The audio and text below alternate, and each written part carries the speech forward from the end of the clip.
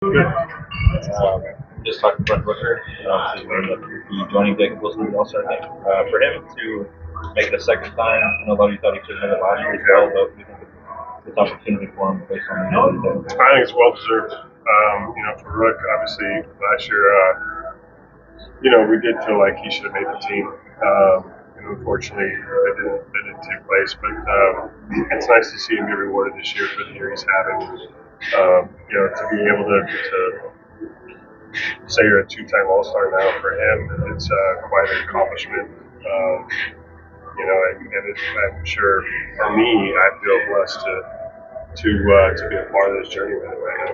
You talked about just kind of being proud of his consistency this year so far. I think of the ability to kind of just limit slumps and be able to kind of keep the get kind of going. Yeah, it's just the maturation of a professional hitter, really, that he's become. He, first year obviously was a power year. It was a year that started out rough in April, and we're talking about 23.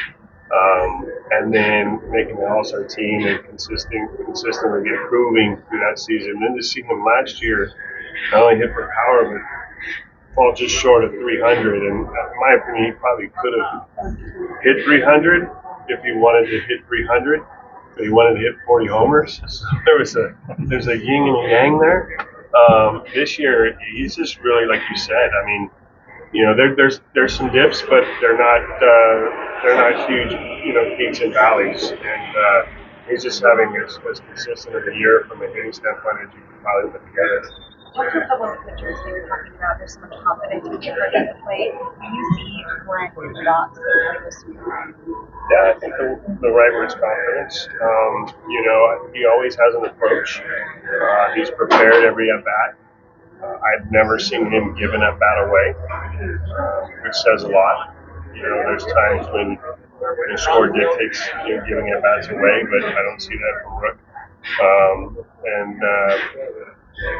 There's a presence, and it's a known presence now that he's an out, a guy that you just don't want to beat. Brent is no doubt one of the most powerful hitters in the American League right now.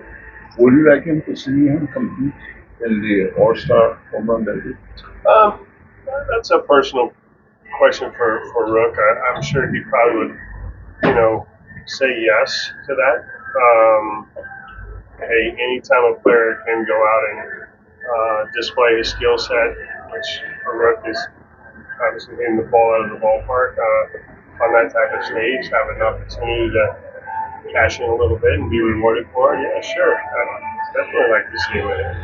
Yeah, I know you're very humble about your job, but you have three members of your team in the All-Star game for the first time since you have been the A's manager.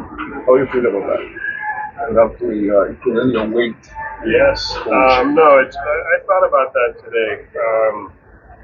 That this group from 23, when it looked like who is going to be our All-Star, and obviously Wilson emerged as that guy. To now having Wilson and Rook, I think continue to build this thing, continue to grow.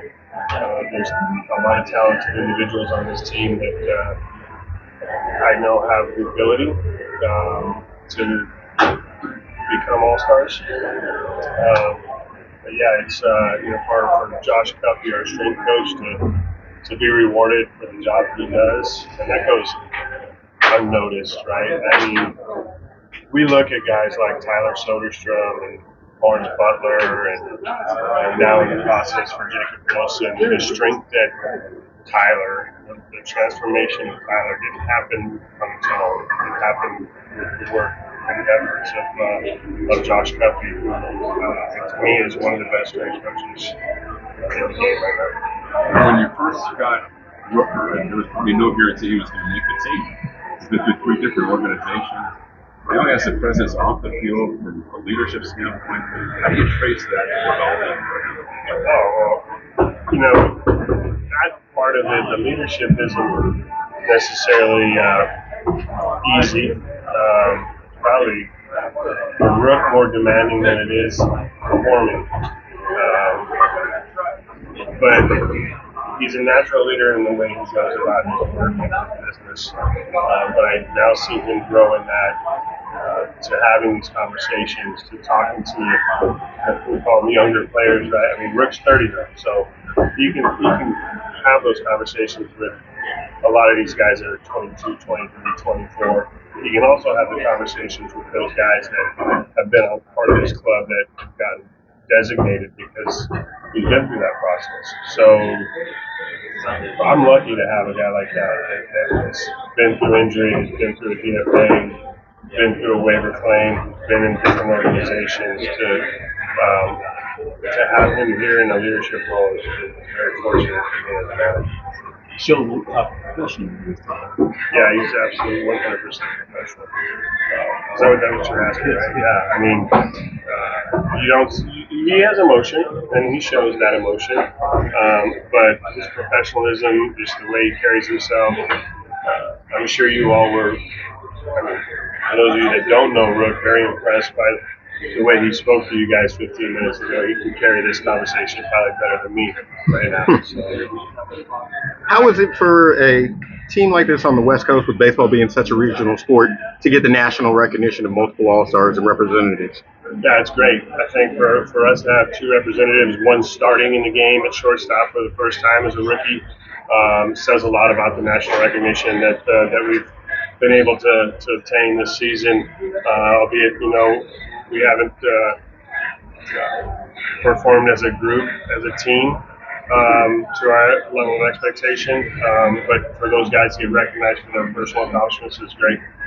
Mark, I know this isn't unusual.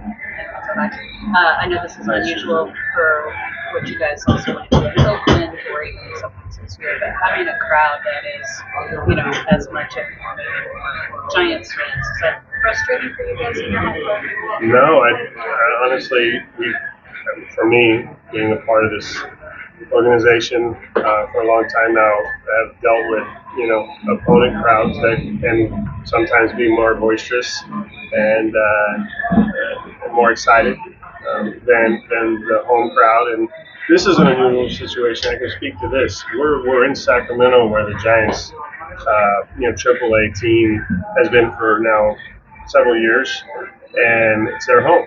And so that's not unusual to have a fan base that supports the San Francisco Giants here in Sacramento, and for them to be able to see their team, not have to drive into the city, but see their major league team here in this environment, see players that they probably, for kids, especially grew up watching here in Sacramento that made that transition.